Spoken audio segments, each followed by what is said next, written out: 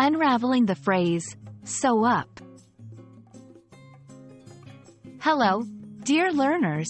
Today, we're going to dive into the world of English idioms and uncover the meaning of the phrase, sew up.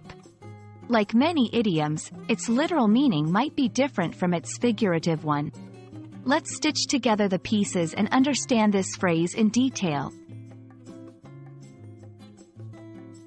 When you think of the word, sew, you probably imagine a needle and thread joining pieces of fabric together. The literal meaning of sew up is just that, to close or secure something using stitches. For example, after I tore my dress, I had to sew up the hole. He learned how to sew up a button on his shirt.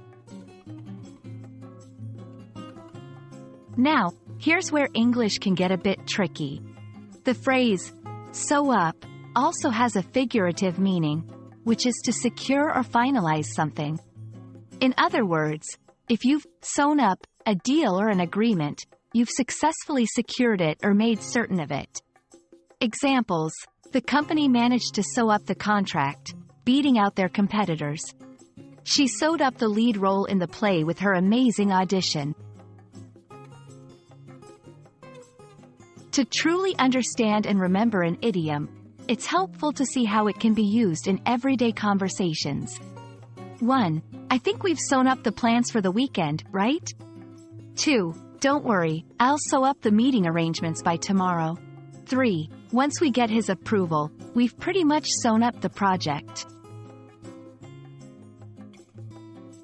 Idioms, like sew up, enrich the English language and can add flair to our conversations.